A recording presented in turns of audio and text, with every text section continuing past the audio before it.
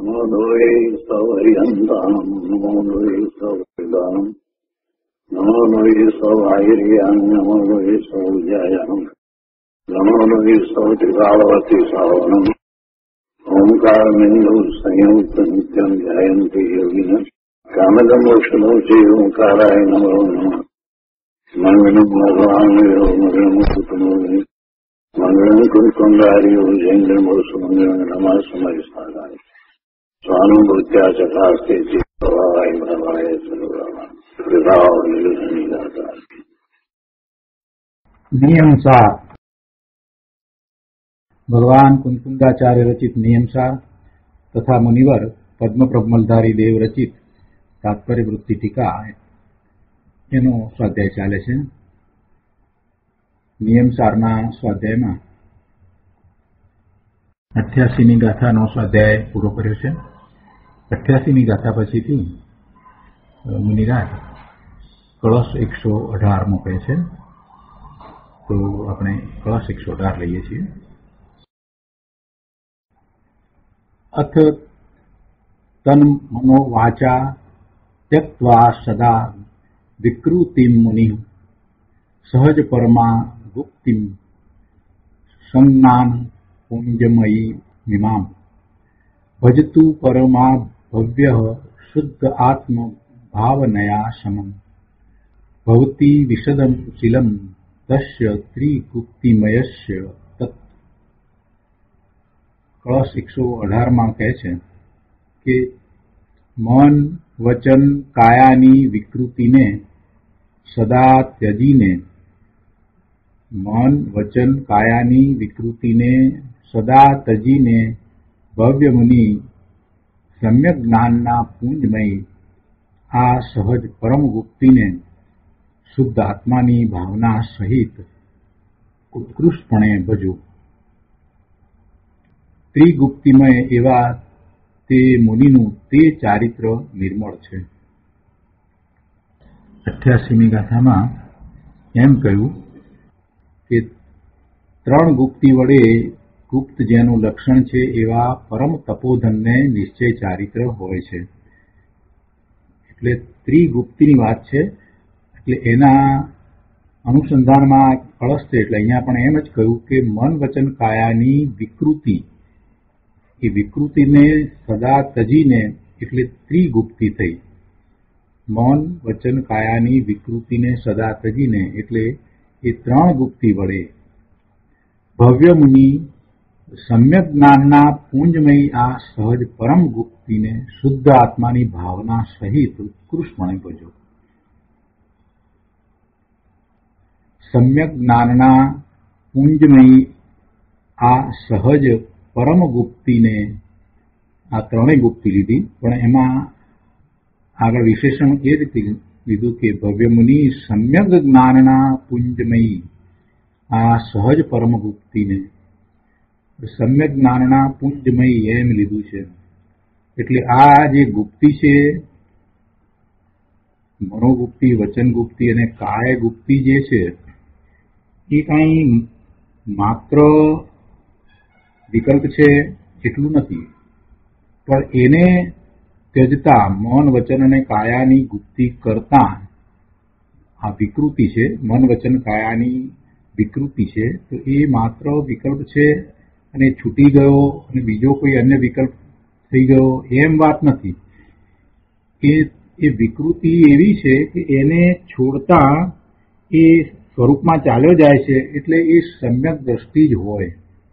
સમ્યક દર્શન વિના અહીંયા મન વચન કાયાની ગુપ્તિ હોય નહીં, એવી વિકૃતિને તજી શકે નહીં, અને એને તજતા એ પોતાના સ્વરૂપમાં ચાલ્યો જાય તો એ સમ્યક દ્રષ્ટિ જ હોય. એટલે એ સમ્યક જ્ઞાન સહિત જ છે. એટલે કહે છે કે સમ્યક જ્ઞાનના પુંજમયી, જે સમ્યક જ્ઞાન સ્વરૂપ જ છે એવી આ પરમ 3 ગુપ્તિ છે. પરમ 3 ગુપ્તિ સમ્યક જ્ઞાન સ્વરૂપ જ છે.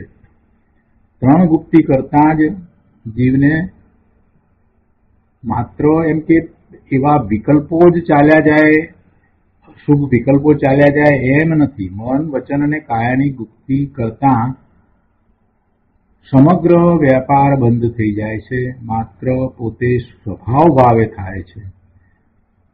માત્ર પોતે સ્વભાવ ભાવે થાય તો જ એવી ત્રિગુપ્તિ હોય. એટલે એ ત્રિગુપ્તિને માટે અહીંયા વિશેષણ એમ મૂક્યું છે કે સમ્યક જ્ઞાનના પુંજમયી આ સહજ પરમ ગુપ્તિને શુદ્ધ આત્માની ભાવના સહિત ઉત્કૃષ્ટપણે ભજવો. શુદ્ધ આત્માની એકાગ્રતા સહિત ઉત્કૃષ્ટપણે ભજવો. ત્રિગુપ્તિમય એવા તે મુનિનું તે ચારિત્ર નિર્મળ છે.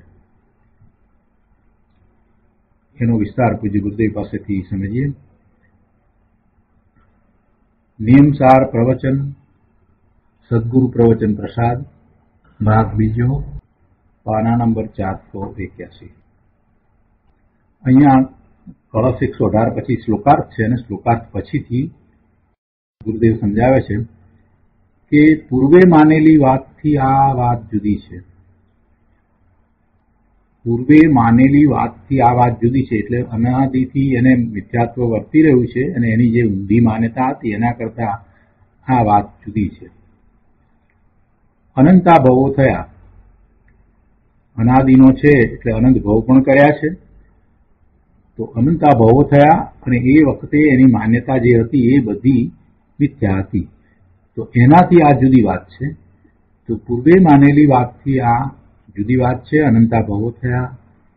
જો સાચું પ્રતિક્રમણ કર્યું હોત તો સંસાર રહે નહીં. એટલે સાચું પ્રતિક્રમણ એને પરમાર્થ પ્રતિક્રમણ એને થયું નથી.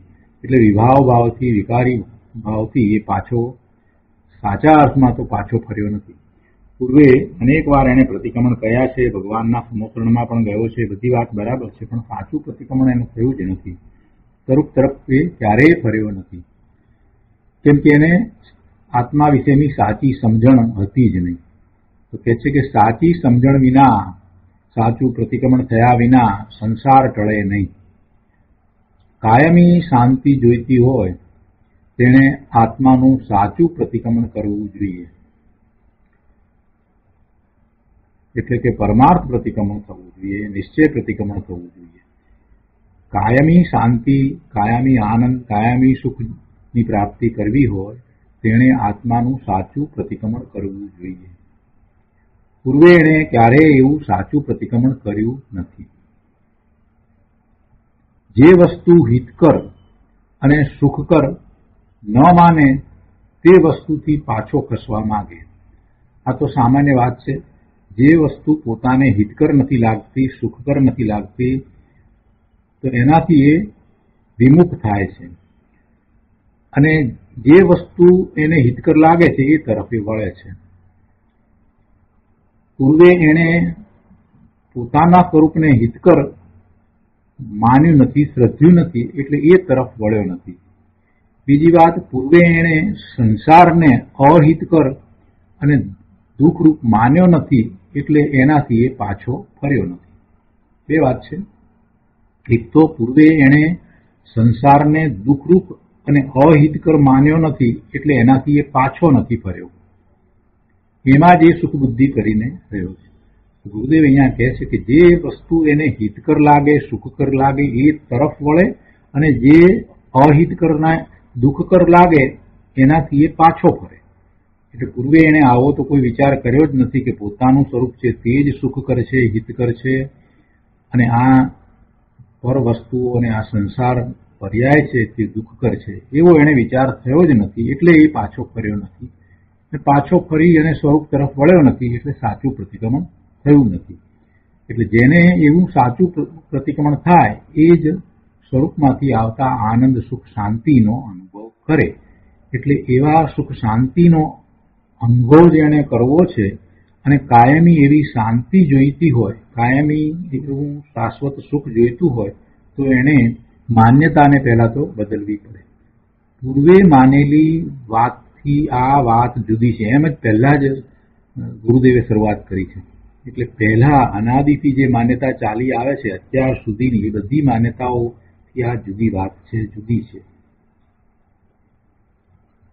તો કહે છે કે જે વસ્તુ હિતકર ને સુખકર ન માને તે વસ્તુથી પાછો ખસવા માંગે.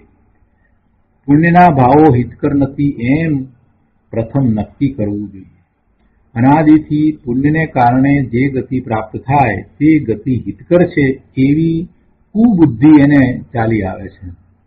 અનાદિથી પુણ્યના બંધને કારણે જે પ્રાપ્ત થાય એ બધું એને ઇષ્ટ છે, એ બધું એને હિતકર છે, એ બધું સુખકર છે, આવી મિથ્યા બુદ્ધિ એને અનાદિની ચાલી આવે છે.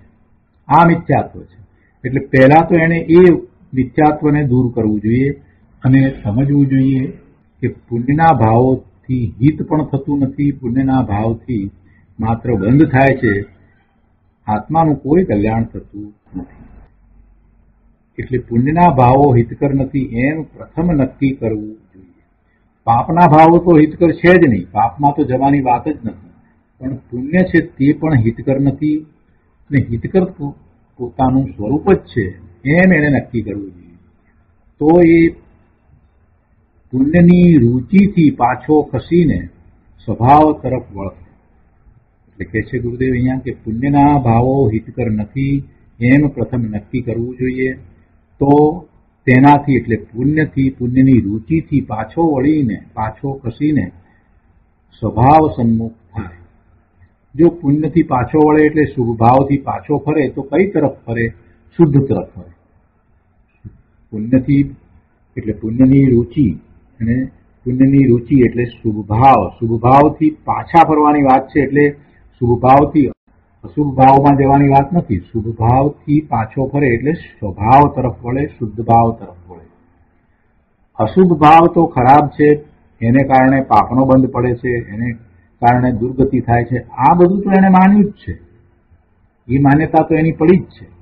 પણ પછી એ અટક્યો છે શુભ ભાવમાં, પછી એ અટક્યો શુભ ભાવમાં. અશુભ ભાવ ખરાબ છે, પાપનો બંધ થાય છે, એને કારણે દુઃખી થવાય છે. આ બધી માન્યતાને લીધે આગળ વધી અને એ શુભ ભાવ સારો છે અને શુભ ભાવથી ધર્મ થાય છે, એ માન્યતામાં ત્યાં શુભ ભાવમાં વચ્ચે અટકી ગયો છે.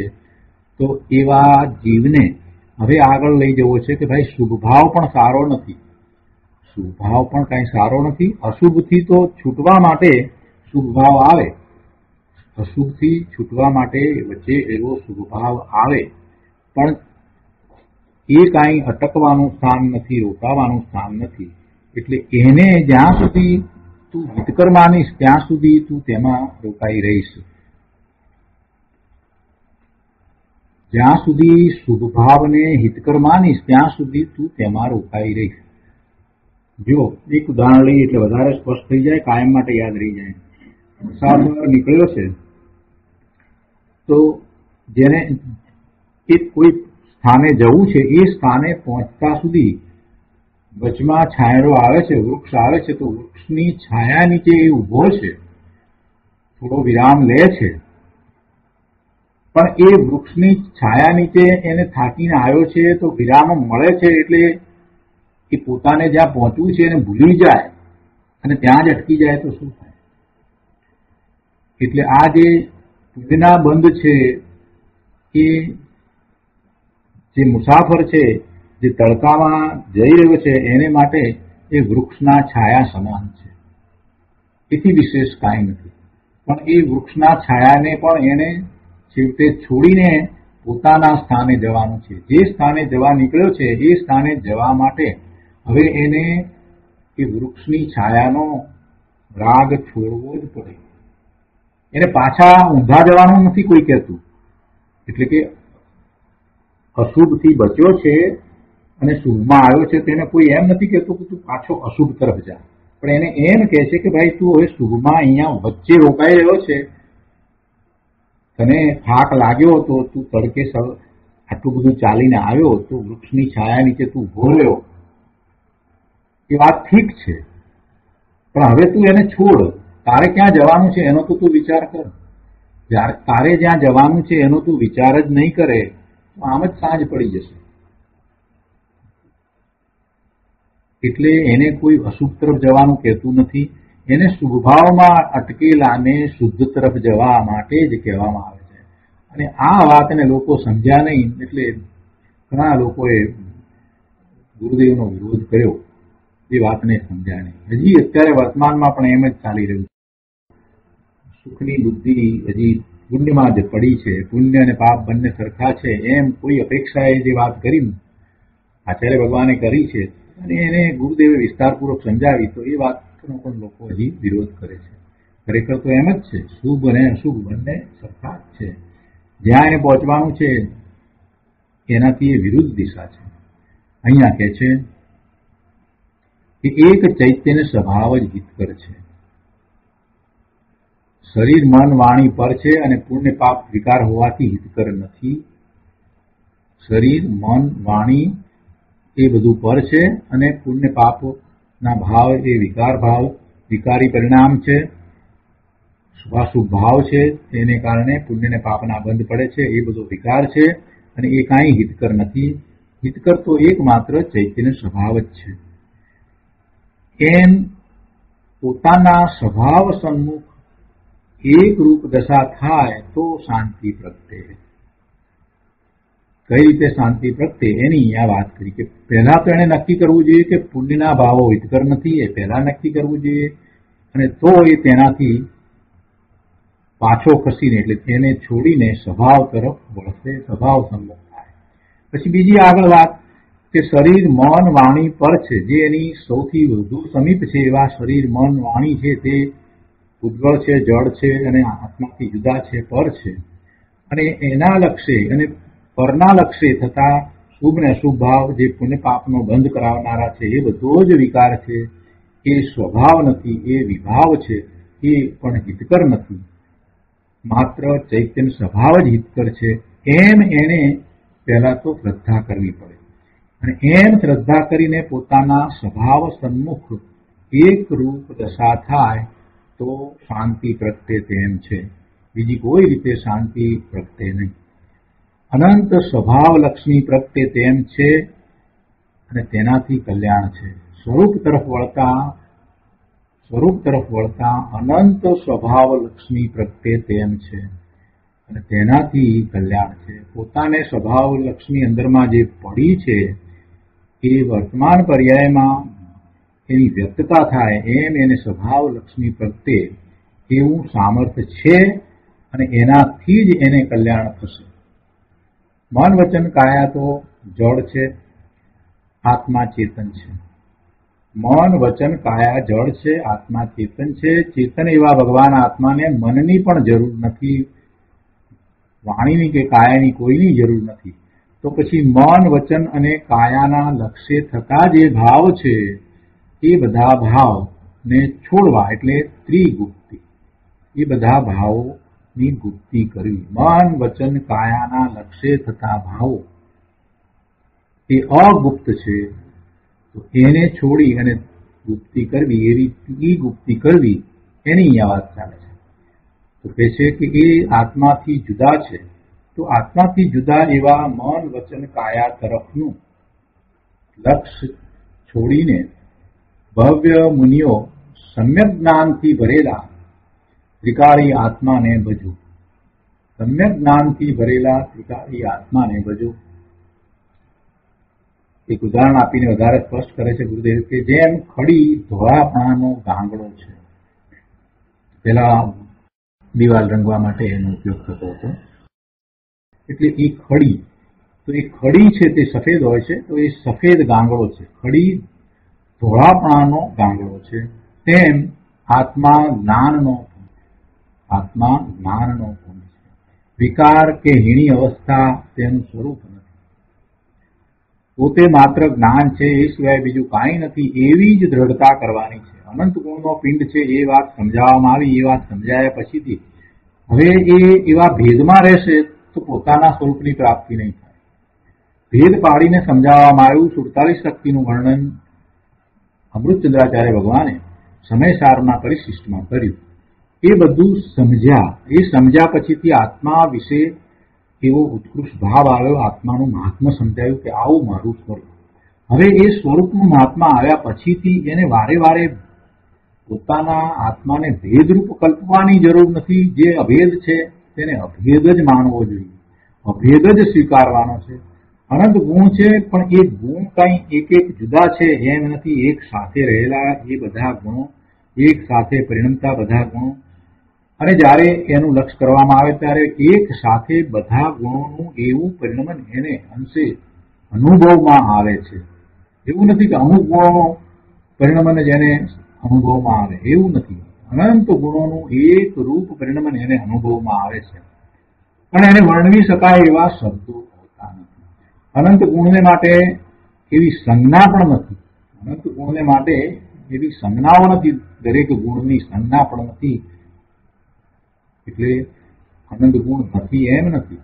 અનંત ગુણ છે, પણ અનંત ગુણના નામ નથી, સંજ્ઞા નથી. કેમ કે ભાષાને સીમા છે, ભાષાને સીમા છે, ભાવને કોઈ સીમા નથી. અનંત ગુણના પરિણમન રૂપ જે એક રૂપ ભાવ, એ ભાવને એ જ્યારે અનુભવે છે તો જ્ઞાનમાં અનુભવે છે, અને એનો જ્ઞાન ગુણ ક્યારેય પરિણમન રહિત હોતો નથી. વર્તમાનમાં વ્યક્તતા જ્ઞાનની જ છે. એના જ્ઞાનના ઉઘાડ ઓછા હોય કે વધારે હોય, પણ વ્યક્તતા તો એ જ છે. અને એ વ્યક્તતામાં એને આ અનંત ગુણ પરિણમન અનુભવમાં આવે છે. એટલે એવો ભગવાન આત્મા જ્ઞાનનો પુંજ છે. જે કંઈ છે એ બધું જ્ઞાન જ છે. જ્ઞાન દ્વારા જ પોતે પોતાને અનુભવે છે, પોતે પોતા રૂપે થાય છે. જ્ઞાનમાં જ એને આનંદ, સુખ, શાંતિનો અનુભવ ખ્યાલમાં આવે છે. એટલે ભગવાન આત્મા જ્ઞાનનો પુંજ છે. વિકાર કે હીણી અવસ્થા એ કંઈ આત્માનું સ્વરૂપ નથી. આત્મામાંથી રાગ ઉત્પન્ન થાય નહીં. આત્મામાં એવો કોઈ ગુણ નથી કે જેથી રાગ થાય. પણ રાગ થવાનું કારણ તો એ પોતે પોતાની એવી વિભાવ ભાવે થવાની યોગ્યતાને કારણે રાગરૂપ થાય છે. રાગ કોઈ બીજો કરાવે છે એમ નથી. રાગ કંઈ કર્મ કરાવે છે એમ પણ નથી. રાગ કર્મજનિત નથી. રાગ જે છે થાય છે તે પોતાની નબળાઈ છે, પોતાનો દોષ છે, પોતાનો અપરાધ છે. પોતે સ્વભાવ ભાવથી ચ્યુત થઈ પરનું લક્ષ કરે છે એટલે રાગ થાય છે. એટલે રાગની ઉત્પત્તિ થવી એ પોતાનો દોષ છે, અને એ દોષ જે છે તે ક્ષણિક છે, તે પર્યાયમાં છે, પણ આત્માના સ્વભાવમાં નથી. એટલે આત્મામાં કોઈ એવો ગુણ નથી કે જેને કારણે રાગ ઉત્પન્ન થાય. એ રીતે આત્મામાં રાગ છે જ નહીં. એ રીતે આત્મામાં રાગ નથી. રાગ ઉત્પન્ન થવાનું કારણ પણ નથી. રાગ એ આત્માનો સ્વભાવ પણ નથી. છતાં એ રાગ થાય છે તો એનું મૂળ કારણ સમજી અને એનો ઉપાય કરી શકે. મૂળ કારણ પોતાની નબળાઈ છે. મૂળ કારણ પોતે સ્વભાવથી ચ્યુત થાય છે. મૂળ કારણ એ પરનું લક્ષ કરે છે. મૂળ કારણ એને વિપરીત માન્યતા હોય. મૂળ કારણ એના પુરુષાર્થની નબળાઈ હોય. એ બધું મૂળ કારણ છે. અને એવી યોગ્યતા પડી છે એટલે એ રાગ ભાવે થઈ શકે છે. રાગ ભાવે થવાની યોગ્યતા છે. તે યોગ્યતા શાશ્વત નથી. તે તત્કાલીન યોગ્યતા છે. સંસાર પર્યાયમાં એવી યોગ્યતા છે. પૂર્ણ દશા થયા પછીથી એવી કોઈ યોગ્યતા હોતી નથી. એવી યોગ્યતા થતી નથી. સિદ્ધ પરમાત્માને ક્યારેય રાગ થતા નથી. એક વખત સ્વભાવ ભાવે થઈ જાય ત્યાર પછીથી કોઈ રાગ ઉત્પન્ન થતો જ નથી. તો આત્મામાં રાગ નથી. આ વાતને દ્રઢ કરવાની જરૂર છે. રાગ અને આત્મા જુદા. રાગ રાગમાં છે, પોતે પોતામાં છે. રાગ રાગમાં જ છે, પોતે એનાથી જુદો ભગવાન આત્મા છે. આત્મામાંથી રાગ ઉત્પન્ન થાય નહીં, પણ આત્મામાંથી તો વિતરાગતા અને કેવળ જ્ઞાન પ્રગટે. આવા આત્માને ભજો, જે વિતરાગ સ્વરૂપ છે, જે સર્વજ્ઞ સ્વરૂપ છે, જે આનંદ સ્વરૂપ છે, પૂર્ણ આનંદ, પૂર્ણ શાંતિ સ્વરૂપ છે. એવા આત્માને ભજો જેથી વિતરાગતા પ્રગટે. જે મુનિ સ્વરૂપમાં ગુપ્ત થઈ ગયા છે તે મુનિનું ચારિત્ર નિર્મળ છે. એમને સાચું પ્રતિક્રમણ છે. હવે આ રીતે 118મો કળશ અહીંયા પૂરો થાય છે. ત્યાર પછીથી ગાથા 89 આવે છે. ગાથા 89 લઈએ છીએ. કુંકુંદાચાર્ય ભગવાનની ગાથા 89. મોત્તુન અટ્ટરુદ્રમ જાણમ જો જાતિ ધમ્મ સુખમ વા શો પડિકમણમ ઉચ્ચૈ જીણવરણી દિત્થ સુક્તેષુ 89મી ગાથા સંસ્કૃતમાં. મુક્વાર રૌદ્રમ ધ્યાનમ યો ધ્યાયતિ ધર્મ શુક્લમ વા સ પ્રતિક્રમણમ ઉચ્યતે જીવર નિર્દિષ્ટ સૂત્રેષુ. ગુજરાતીમાં 89મી ગાથા છે. તજી આર્ત તેમજ રૌદ્રને ધ્યાવે ધર્મને શુક્લને તે પ્રતિક્રમણ કહેવાય છે જીનવર કથિત સૂત્રો વિશે. આર્ત તેમજ રૌદ્ર ધ્યાનને તજીને ધર્મ અને શુક્લ ધ્યાનને જે ધ્યાવે છે તે પ્રતિક્રમણ કહેવાય છે એમ જીનેશ્વર ભગવાનને કહ્યું છે.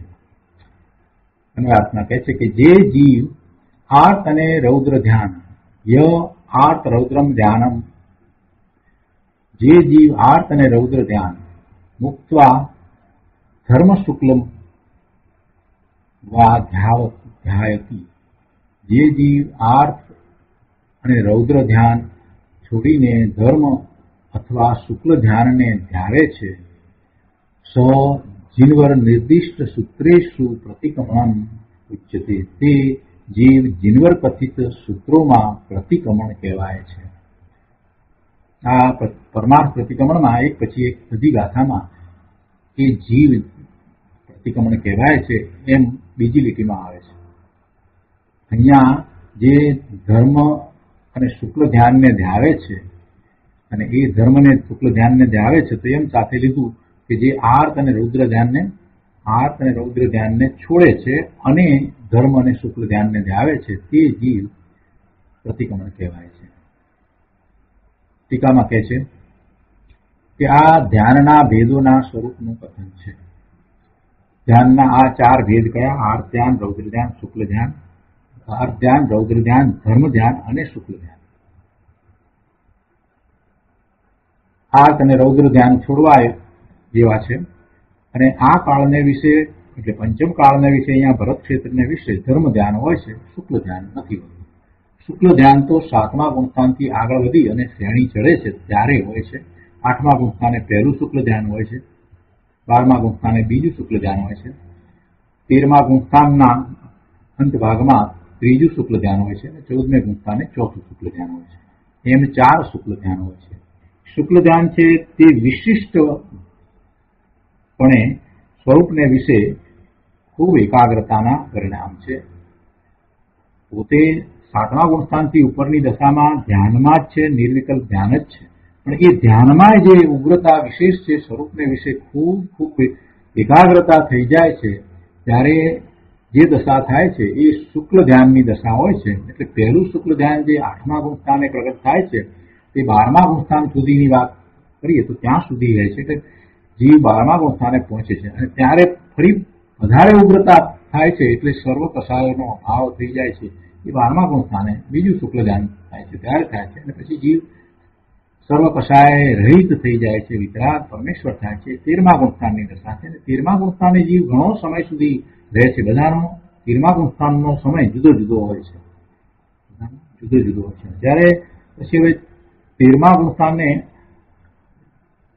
અંતર્મૂળ કાળ જયારે જીવન આયુષ્ય બાકી રહ્યું છે ત્યારે એને ત્રીજું શુક્લ ધ્યાન પ્રગટ થાય છે અને એ પછીથી એ 14મે ગુણસ્થાને આવે છે. 14મે ગુણસ્થાને અયોગી છે. જો અયોગી ગયો છે એટલે યોગ છૂટી જાય છે મન, વાણી, કાયાનો, અને એ સમય 14મા ગુણસ્થાનનો સમય તો અતિ અલ્પ છે. હર્ષ સ્વર બોલીએ એટલો જ એ સમય છે.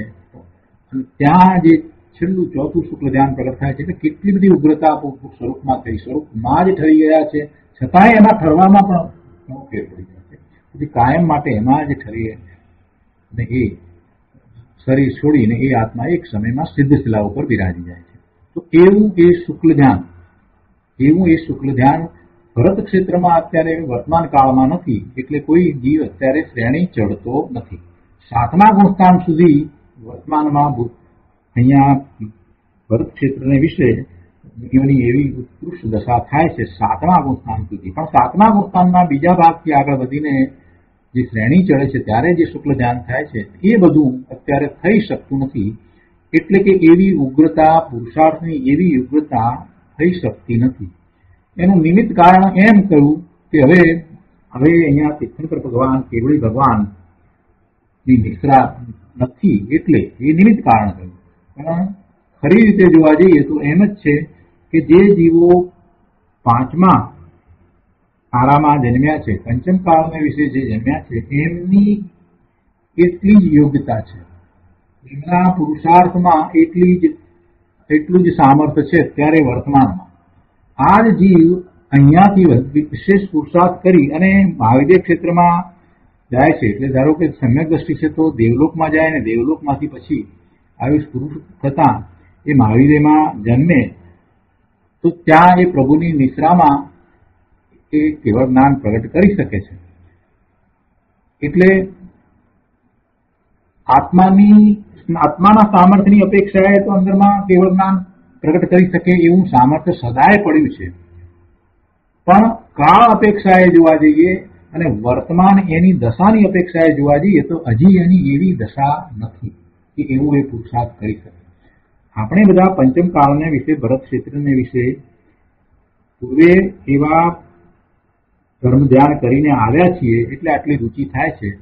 પણ હજી આપણી એવી યોગ્યતા નથી, આપણા પુરુષાર્થમાં હજી એટલી યોગ્યતા પ્રાપ્ત થઈ શકે એમ નથી. એટલે આપણે પંચમ કાળને વિશે, ભરત ક્ષેત્રને વિશે છીએ. અને આ જ વખતે જે જીવ પ્રભુની નિશ્રામાં છે, એટલે મહાવિદ્ય ક્ષેત્રમાં છે, તો ત્યાં પણ કઈ બધાની એવી યોગ્યતા છે એમ નથી. ત્યાં જે છે એમાં કેટલાય જીવોની એવી યોગ્યતા છે કે જે પ્રભુની નિશ્રામાં શ્રેણી ચડી શકે. તો આટલી જ વાત છે. એટલે આપણી આત્માની યોગ્યતાની રીતે વિચાર કરીએ તો, આત્માના સામર્થ્યની રીતે વિચાર કરીએ તો, આત્માને સામર્થ્ય તો એવું અંદરમાં તો શક્તિ રૂપે તો પડ્યું જ છે કે કેવળ જ્ઞાન પ્રગટ કરી શકે, પણ વર્તમાનમાં એ નથી. એટલે અહીંયા હંમેશા એક જ વાત કરવામાં આવે જ્યારે ધ્યાનની વાત કરવામાં આવે તો કે વર્તમાન કાળને વિશે શુક્લ ધ્યાન ભરત ક્ષેત્રને વિશે થતું નથી. પણ શુક્લ ધ્યાન થતું નથી એટલે શુક્લ ધ્યાનને સમજવું જ નહીં એમ વાત નથી. શુક્લ ધ્યાનની વાત જ નહીં કરવી એમ વાત નથી. એટલે છેવટે તો એ જ કરવાનું છે, એ થવાનું છે. એટલે શુક્લ ધ્યાનને સમજીશું તો પુરુષાર્થની અંદર ઉગ્રતા આવશે. ધર્મ ધ્યાનની અંદર પણ એટલો ઉગ્ર પુરુષાર્થ થઈ શકશે. શુક્લ ધ્યાનની વાતને પણ સમજવી જોઈએ. કેટલાક પંડિતો એ રીતે ધ્યાનની વાત કરે છે, આર્થ ધ્યાન, રૌદ્ર ધ્યાન સમજાવે છે, પછી ધર્મ ધ્યાનની વાત કરે છે, પછી એમ કહી દે છે કે શુક્લ ધ્યાન અત્યારે થતું નથી એટલે એનું કઈ વિશેષ સમજવાની જરૂર નથી. ના, એમ નહીં. શુક્લ ધ્યાનને પણ બરાબર સારી રીતે સમજવું જોઈએ. શુક્લ ધ્યાન દ્વારા આપણને એમ થાય કે કેવું ધ્યાન હશે, કેવી એકાગ્રતા હશે. તો આત્મા વધારે આવે છે કે આવો આત્મા જે આવું શુક્લ ધ્યાન પ્રગટ કરી શકે છે. શરીર હોય છતાં પણ એનો વ્યાપાર બંધ થઈ જાય, આવી દશામાં જીવ હોઈ શકે છે. આ બધો આપણને તો જ વિચાર આવે. શુક્લ ધ્યાન સંબંધી સમજીએ તો જ વિચાર આવે. એ સિવાય આપણને એ વિચાર પણ ના આવે. અને શુક્લ ધ્યાન કરી શકે છે આત્મા, આવી દશા પ્રગટ કરી શકે છે, એ બધાનો વિચાર કરવાથી આત્માનું મહાત્મ્ય ઘણું આવે છે કે મારો આત્મા આવો છે, હું આવો શુક્લ ધ્યાન કરી શકું એવા સામર્થ્ય સહિત છું. વર્તમાન પર્યાયની વાત જવા દો, અત્યારે આ પર્યાયમાં નહીં થાય, કઈ વાંધો નહીં, પણ મારું સામર્થ્ય તો છે એમ સ્વરૂપનું મહાત્મા આવે છે, એમ જ્ઞાન સ્વભાવનું મહાત્મા આવે છે. અહીંયા કહે છે કે આ ધ્યાનના ભેદોના સ્વરૂપનું કથન છે. પેલું આર્થ ધ્યાન લીધું છે તો કહે છે કે સ્વદેશના ત્યાગથી આર્થ ધ્યાન થાય. સ્વદેશના ત્યાગથી દ્રવ્યના નાશથી, દ્રવ્ય એટલે આ જે સંયોગે કરીને જે દ્રવ્ય લક્ષ્મી વગેરે પ્રાપ્ત થયું હોય એ, અથવા તો મિલકત કંઈ પણ પોતાને પ્રાપ્ત થઈ હોય એ દ્રવ્યના નાશથી, આ કંઈક આગ લાગી ગઈ કે કંઈ પણ ધરતીકંપ થયો કે જે કંઈ થયું હોય, મિત્રજનના વિદેશ ગમનથી વિયોગ થયો એનો, જેને મિત્ર અને એમાં કુટુંબી વગેરે બધા લઈ લેવાય, જે એના વિયોગ થાય તો આર્થ ધ્યાન થાય છે. કમનીય ઇષ્ટ સુંદર કામીના વિયોગથી અથવા અનિષ્ટના સંયોગથી આર્ત ધ્યાન થાય. અનિષ્ટનો સંયોગ થતા પણ જીવને આર્ત ધ્યાન થાય છે. તો એનાથી ઉપજતું જે આર્ત ધ્યાન તે છોડવા લાયક છે. પછી બીજી વાત લીધી છે રૌદ્ર ધ્યાનની. તો કે છે કે ચોર જાર શત્રુજનોના વધ બંધન સંબંધી મહાદ્વેષથી ઉપજતું જે રૌદ્ર ધ્યાન, તે બંને ધ્યાનો સ્વર્ગ અને મોક્ષના અપરિમિત સુખોથી પ્રતિપક્ષ સંસાર દુઃખના મૂળ હોવાને લીધે તે બંનેને નિરવશેષપણે એટલે સર્વથા છોડીને, એટલે આર્ત ધ્યાન અને રૌદ્ર ધ્યાન એ બંનેને છોડીને, અને બંનેને છોડવામાં અહીંયા એમ કહ્યું કે તે બંને ધ્યાનો સ્વર્ગ અને મોક્ષના અપરિમિત સુખથી પ્રતિપક્ષ સંસાર દુઃખના મૂળ છે. જો એ પ્રતિપક્ષ કોના કયા? સંસાર દુઃખના મૂળ જે છે એ પ્રતિપક્ષ કોના કયા? તો એ સ્વર્ગના સુખની વાત ત્યાં લીધી છે, પણ એમ નથી કીધું કે મોક્ષના સુખ. મોક્ષના સુખની સાથે તો કોઈની તુલના થઈ શકતી જ નથી. એટલે અહીંયા એમ કહ્યું કે આ બંને ધ્યાનો જેને છે એને સ્વર્ગનું સુખ પ્રાપ્ત થતું નથી. જેને છે એને સ્વર્ગનું સુખ તો પ્રાપ્ત થતું નથી. પણ અહીંયા કે છે કે ભાઈ બંને ધ્યાનો સ્વર્ગ અને મોક્ષના અપરિમિત સુખથી પ્રતિપક્ષ સંસાર દુઃખના મૂળ હોવાને લીધે. હવે મોક્ષ જે છે એ સંસારથી વિપરીત ભાવ લીધો છે. મોક્ષના સુખ જે છે એ સંસારના સુખ અને દુઃખ બંનેમાં લઈ લેવાના. કહેવામાં અહીંયા આશય એવો છે કે સંસારમાં તમે જે સુખની કલ્પના કરી રહ્યો છો એ સુખ જે છે એ સુખ છે જ નહીં. એટલે સાચા સુખ મોક્ષના જે છે એની તો કોઈ તુલના છે જ નહીં. એટલે અર્થને જરાક બરાબર સમજવાની જરૂર છે. ઘણા લોકો એવી રીતે અર્થ કરે છે કે દેવલોકના સુખથી પણ એમ કે અસંખ્ય ઘણું સુખ મોક્ષમાં છે. ના, એ વાત બરાબર નથી. દેવલોકના સુખ જે છે એને ગમે તે રીતે લેવામાં આવે તે છતાં એ મોક્ષના સુખની સાથે એની તુલના થઈ શકતી નથી. એવી રીતે એની સરખામણી કરી શકાતી જ નથી. એટલે અહીંયા જે વાત લીધી છે તેમાં એમ અર્થ ન કરવો. તો કે છે કે આ આર્ત ધ્યાન અને રૌદ્ર ધ્યાન જે છે તે નિરવશેષપણે એટલે સર્વથા પૂર્ણપણે છોડીને ત્રીજું ધર્મ ધ્યાન છે એની વાત કરતા કહે છે કે સ્વર્ગ અને મોક્ષના બેહદ નિસીમ સીમા વિનાના સુખનું મૂળ એવું જે સ્વ આત્મ આશ્રિત નિશ્ચય પરમ ધર્મ ધ્યાન તથા ચોથું શુક્લ ધ્યાન એટલે ધ્યાન અને ધ્યેયના વિવિધ વિકલ્પો રહિત, ધ્યાન અને ધ્યેયના વિવિધ વિકલ્પો રહિત અંતર્મુખાકાર સકળ ઇન્દ્રિયોના સમૂહથી સમસ્ત ઇન્દ્રિયાતીત, સકળ ઇન્દ્રિયોના સમૂહથી અતીત એટલે સમસ્ત ઇન્દ્રિયોથી રહિત, ઇન્દ્રિયાતીત, ઇન્દ્રિયોથી ન અનુભવમાં આવે એવું અને નિર્ભેદ પરમ કળા સહિત એવું જે નિશ્ચય શુક્લ ધ્યાન તેમને ધ્યાયીને જે ભવ્યવર પુંડરીક ભવ્યોત્તમ પરમ ભાવની પારિણામિક ભાવની ભાવના રૂપે પરિણમ્યો છે તે નિશ્ચય પ્રતિક્રમણ સ્વરૂપ છે એમ પરમ દિનેન્દ્રના મુખારવિંદથી નીકળેલા દ્રવ્યશ્રુતમાં કહ્યું છે. જો અહીંયા ત્રીજા અને ચોથાની વાત લઈએ, અહીંયા એમ કહ્યું કે સ્વર્ગ અને મોક્ષના નિસીમ સીમા વિનાના બેહદ સુખનું મૂળ એવું જે સ્વ આત્મ આશ્રિત નિશ્ચય પરમ ધર્મ ધ્યાન. હવે નિશ્ચય પરમ ધર્મ ધ્યાન છે એને કારણે એને સ્વર્ગ અને મોક્ષનું સુખ પ્રાપ્ત થાય એમ કહ્યું છે. તો એમાં થોડીક વાતને સમજવાની જરૂર છે કે જ્યારે એ આવો પુરુષાર્થ કરે છે એટલે સ્વાભાવિક રીતે જ એને એવા પુણ્યના બંધ થાય અને પુણ્યના બંધને કારણે એને સ્વર્ગનું સુખ મળે. પણ એ પુરુષાર્થ જે છે એમાં જેટલી શુદ્ધિ થાય છે એ મોક્ષ માર્ગ છે. ધર્મ ધ્યાનમાં જેટલી શુદ્ધિ છે, ધર્મ ધ્યાનની અંદર જેટલી શુદ્ધિ થાય છે તો એ મોક્ષ માર્ગ છે. એટલો તો એ મોક્ષ માર્ગ છે.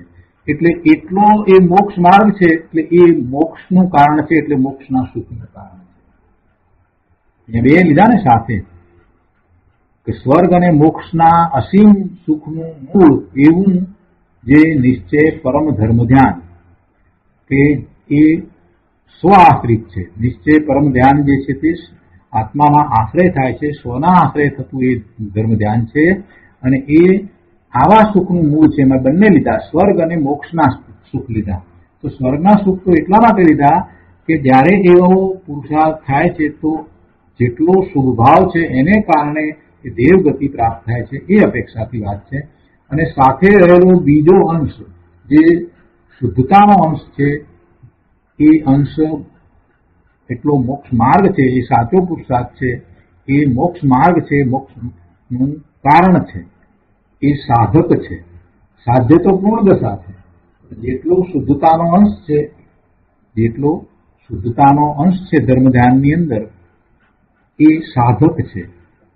મોક્ષ માર્ગની પર્યાય, નિર્મળ પર્યાય છે, એને સાધક કહ્યું છે અને પૂર્ણ દશાને સાધ્ય કહ્યું છે. બંને છે તો પર્યાય.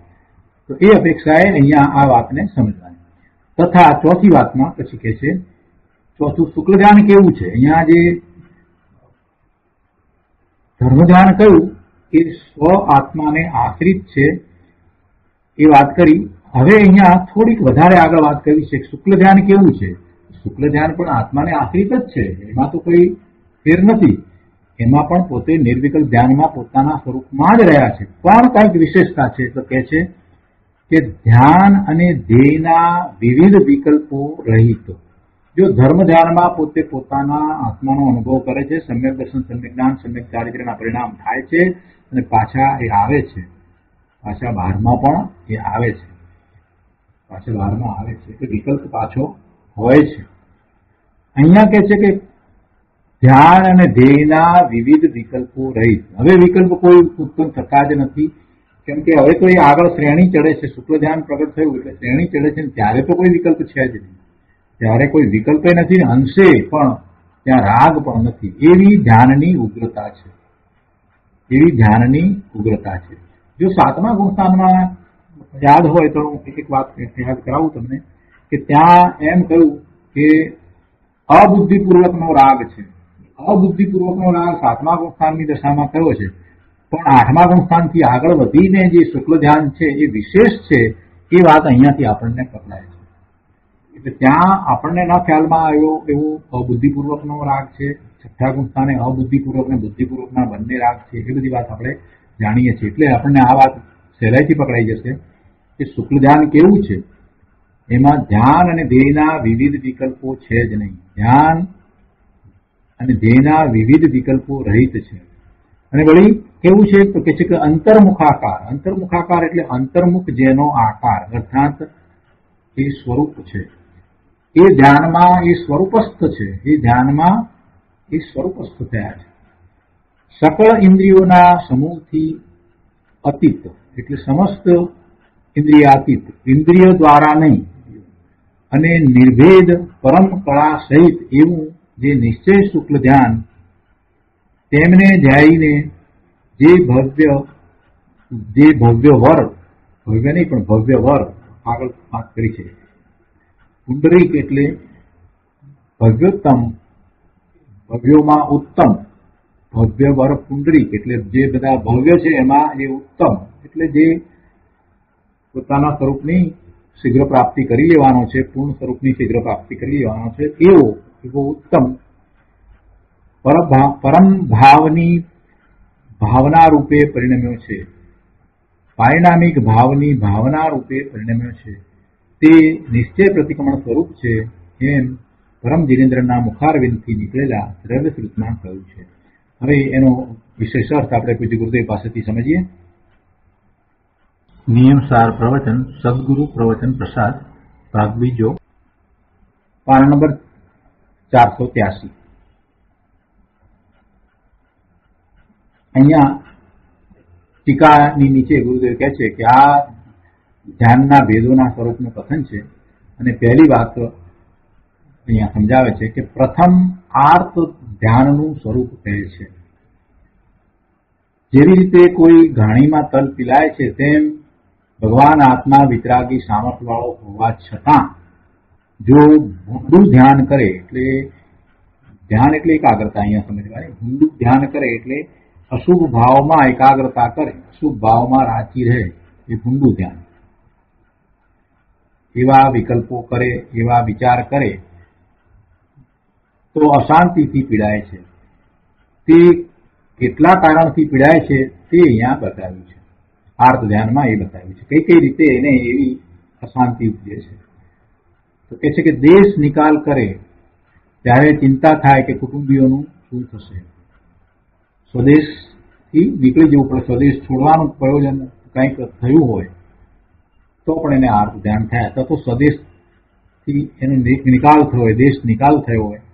પહેલાના વખતમાં એવું બધું બહુ થતું હતું, દેશ નિકાલ કરવામાં આવતો, તેવી સજાઓ થતી હતી. તો એને આર્ત ધ્યાન થાય, ચિંતા થાય, પોતાના કુટુંબીઓનું શું થશે, પોતાનું શું થશે વગેરે. લોકોની વાણીથી રામચંદ્રજીએ સીતાજીને વનવાસ મોકલી દીધા, દેશ નિકાલ કર્યો. દેશ નિકાલ થયો ને એ વખતમાં એવું થતું હતું ને. સીતાજી જંગલમાં એકલા હતા, પોતે સગર્ભા હતા. સીતાજી સારથી સાથે રામચંદ્રજીને કહેવડાવે છે કે લોક ખાતર મને છોડી પણ લોક ખાતર ધર્મ ન છોડે. જો સીતાજી જ્ઞાની હતા, જંગલમાં સ્વદેશ ત્યાગના પ્રસંગે આંસુ આવે છે એટલે જરા આર્ત ધ્યાન પણ થઈ જાય છે, પણ આત્માનું ભાન છે, અને આત્માનું ભાન છે એટલે એ એમ કહેવડાવે છે કે લોક ખાતર મને છોડી પણ લોક ખાતર ધર્મને ન છોડે, રામચંદ્રજી ધર્મને ન છોડે, એવું કહેવડાવે છે. એટલે એ પોતે જ્ઞાની તો હતા, બરાબર છે, પણ છતાંય જરાક આર્ત ધ્યાન થઈ આવે છે. પણ આત્માનું ભાન છે કે આવો શોક વગેરે તે થાય તે મારું સ્વરૂપ નથી. જ્ઞાનીને આર્ત ધ્યાન ક્યારેક થઈ જાય છે, પણ એવા આર્ત ધ્યાનમાં એ આગળ વધતા નથી. આર્ત ધ્યાનને શીઘ્ર છોડીને પોતાના સ્વરૂપનો જ વિચાર કરે છે, સ્વરૂપનું જ ચિંતન કરે છે. ભરત મહારાજાને વિશે પણ ઘણી વાર ગુરુદેવે વાત કરી છે કે એમને પણ જયારે ઋષભદેવ ભગવાન મોક્ષે પધાર્યા ત્યારે એમને પણ એવો વિલાપ થયો. ત્યારે ઇન્દ્રએ સમજાવ્યું હતું કે તમે તો આજ ભવે મોક્ષે જનાર છો, સમ્યક દ્રષ્ટિ શારીરિક સંપત્તિ છો, અને આજ ભવે મોક્ષે જનાર છો, અને તમે કેમ આમ વિલાપ કરો છો. પણ એવો વિલાપ થઈ જાય, એવું આર્ત ધ્યાન થઈ જાય. અને એ આર્ત ધ્યાન છે તો પણ પોતાના સ્વરૂપનું વિસ્મરણ નથી થયું. પોતે તો ભગવાન આત્મા ત્રિકાળ શુદ્ધ છે એ વાત તો સહજ છે, કેમ કે સ્થાયિક સંપત્તિ છે, આ હવે મોક્ષે જનાર છે, એને એવું આર્ત ધ્યાન નથી થતું. એટલે અહીંયા તો ગુરુદેવને એ દર્શાવવું છે કે આપણે બીજા બધા આર્ત ધ્યાનની વાત તો કરીએ છીએ, પણ જ્ઞાનીને પણ આવા ક્યારેક આર્ત ધ્યાન થાય છે, પણ એ આર્ત ધ્યાન જે છે એ અજ્ઞાનીના આર્ત ધ્યાન કરતા જુદા છે એમ કહેવું છે. એટલે અહીંયા આ ઉદાહરણ લીધું, સીતાજીનું ઉદાહરણ જે લીધું એ એટલા માટે લીધું છે. અંજના સતીજીને પણ એકલા ગુફામાં રહેવું પડ્યું, તેમને પણ આંસુ આવે છે અને જરી આર્ત ધ્યાન થાય છે, પણ અંતર્ભાન વર્તે છે. તેઓને આત્માનું ભાન હતું એટલે મિથ્યાત્વનું પ્રતિક્રમણ હતું, પણ અવ્રતનું પ્રતિક્રમણ ન હતું. મિથ્યાત્વનું પ્રતિક્રમણ હતું પણ અવ્રતનું પ્રતિક્રમણ ન હતું, એટલે હજી એ ચારિત્ર ન હતું. અહીં તો એનાથી આગળ વધીને જેને ચારિત્ર છે, જેને અવ્રતનું પ્રતિક્રમણ થયેલું છે, જેને હવે અસ્થિરતાના ભાવ છોડીને સ્વભાવમાં સ્થિરતા થાય છે, એવા મુનિની વાત છે. અને એવા મુનિના પ્રતિક્રમણની વાત આચાર્ય છે. તેથી આર્ત ધ્યાન છોડીને એમ કહ્યું છે. મુનિને તો આર્ત ધ્યાન એવા હોતા જ નથી, પણ અહીંયા એવા કોઈક એવા પ્રસંગમાં જરાક કંઈક જે થયું છે તો એને પણ છોડીને પોતે પોતાના સ્વરૂપ તરફ વળી જાય છે, એ વાત કરવી છે. આગળ બીજી વાત લે છે કે વળી વેપારમાં નુકસાની જાય તે પ્રસંગે પોતાના કારણે થતા શોકના પરિણામ તે આર્ત ધ્યાન છે. દીકરો બહારગામ હોય ત્યારે ઘરના માણસોને ચિંતાના પરિણામ થાય, એ પણ આર્ત ધ્યાન છે. સુંદર સ્ત્રીના વિયોગથી ચિંતાના જે પરિણામ થાય એ પણ આર્ત ધ્યાન છે. કોઈના પણ વિયોગથી, કુટુંબીજનોના વિયોગથી જે પણ દુઃખ થાય છે, આ આર્ત ધ્યાન થાય છે, એ બધું પાપનો બંધ કરાવનારું છે. જો આર્ત ધ્યાનને કારણે હંમેશા પાપનો બંધ જ પડે. સમ્યક દ્રષ્ટિ જ્ઞાનીને એનામાં સ્વામિત્વ નથી, આર્ત ધ્યાનનો સ્વામી એ થતા નથી, એટલે એમની વાત જુદી હોય છે. પણ બાકી મિથ્યા દ્રષ્ટિને તો આર્ત ધ્યાન જે છે એ વિલાપનું જે કંઈ પણ કારણ થાય એ બધું એ પાપનો બંધ કરનારું જ છે. કેમ પાપનો બંધ થાય? ઘણાને પ્રશ્ન થાય કે એમાં શું આપણને કોઈ પ્રત્યે ભાવ હોય ને એવું આર્ત ધ્યાન થયું, તેમાં શું થઈ ગયું, એમાં પાપ શું કરા, એમાં કયું અમે મોટું પાપ કરી નાખ્યું? ઘણાને આવા પ્રશ્ન થાય. પ્રભુ, પાપ એ કર્યું કે તું તારા સ્વભાવને વિસરી ગયો, તારા સ્વભાવને ભૂલી ગયો અને તારા ભાવનો તું એમાં ઘાત કરી રહ્યો છે. તારો જ્ઞાન, આનંદ, સુખ, શાંતિનો સ્વભાવ છે એને ભૂલીને તું એવા વિભાવ ભાવે થાય છે, એટલે તારા સ્વભાવ ભાવની અવહેલના કરી, એને જરાય તે માન્યો નહીં. જે પોતાનું સ્વરૂપ છે એના કરતા સાવ તદ્દન વિપરીત ભાવે થવું, પોતે જ્ઞાન આનંદ સ્વભાવી છે એના સ્થાને દુઃખના ભાવે થવું, એટલે એ તારો દોષ થયો, એ અપરાધ થયો. પોતાના સ્વભાવ ભાવ ની વિરાધના થઈ અને એટલે પાપ થાય. પોતાનો જ્ઞાન આનંદ સ્વભાવ છે એને ન માનવો એ મિથ્યાત્વનું મોટામાં મોટું પાપ છે. પોતાનો જ્ઞાન આનંદ સ્વભાવ છે, પોતે સર્વજ્ઞ સ્વભાવી છે, એવા સ્વભાવનો સ્વીકાર ન થવો, એમાં જીનેશ્વર ભગવાનની આજ્ઞા અને આમન્યા જે છે એની પણ વિરાધના થઈ જાય છે. ભગવાનની વાણીનો એમાં અનાદર થઈ જાય છે. બહુ સાચી બધી વાત સમજવા જેવી છે. આપણે એમ માનીએ કે એમાં શું થઈ ગયું, એમ નહીં ભાઈ. તું કોણ છો, તારું સાચું શું સ્વરૂપ છે, એને તું જાણે જ નહીં ત્યાં સુધી તો મિથ્યાત્વ છે, પણ તું એની અવહેલના કરે. તારા જે સ્વભાવ ભાવ છે, તારું જે જીવન છે, જે આનંદમય સુખમય શાંતિમય જીવન છે, તું આત્માની અપેક્ષાએ વિચાર કર કે તું તો આનંદમય સુખમય શાંતિમય છે, તું એનો અનાદર કરી નાખે એટલે અપરાધ થઈ જાય છે. એટલે આત્મહત્યા એ પાપ છે. આત્મહત્યાને પાપ કહેવામાં આવ્યું છે. આત્મહત્યાને પાપ કહેવામાં આવ્યું છે. સંથારો છે એ આત્મહત્યા નથી, આત્મઘાત નથી, અને એ વાત આપણે પ્રૂવ કરી.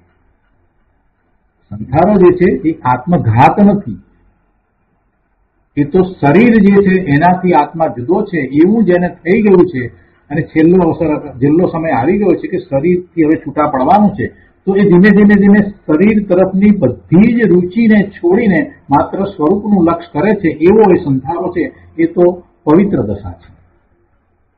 અને આ જીવનથી કંટાળીને જે આપઘાત કરવો, આત્મઘાત કરવો, દુઃખથી કંટાળીને, રોગથી કંટાળીને આ જીવનનો અંત આણવો, એ આત્મઘાત છે, એ પાપનું કારણ છે. સંથારો છે તે મહાપુણ્યનું કારણ છે.